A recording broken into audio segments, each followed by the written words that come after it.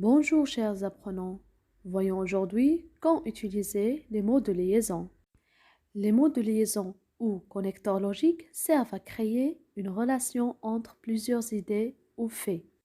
Ils permettent de connecter une idée numéro 1 à une idée numéro 2. On utilise les mots de liaison ou connecteurs logiques pour relier ou connecter des mots ou des groupes de mots. Par exemple, j'ai un chat et un chien.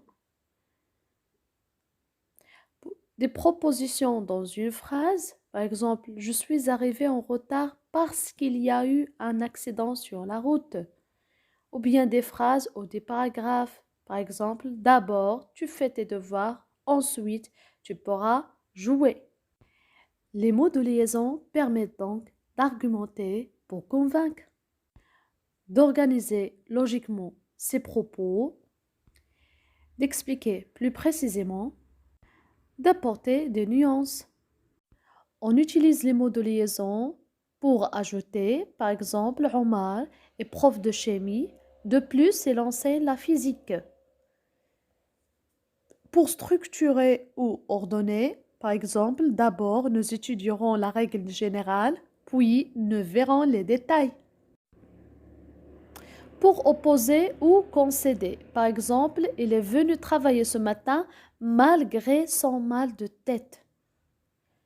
Pour exprimer une cause ou une conséquence, par exemple, comme la météo annonce des orages, vous devriez prendre un parapluie. Pour exprimer une condition, une hypothèse, par exemple, prenons notre trousse de secours pour la randonnée au cas où quelqu'un se blesserait.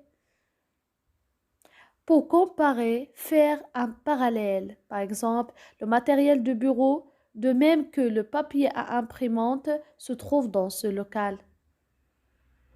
Pour exprimer un but, par exemple, afin de pouvoir vous joindre, veuillez nous donner un numéro de téléphone. Pour proposer une alternative, par exemple, cet été, on partira soit en Espagne, soit au Portugal.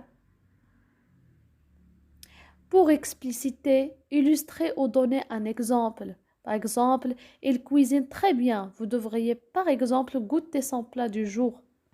Alors finalement, l'utilisation des mots de liaison, c'est pas si difficile. J'espère que vous avez bien compris la leçon. Merci pour votre attention et à bientôt.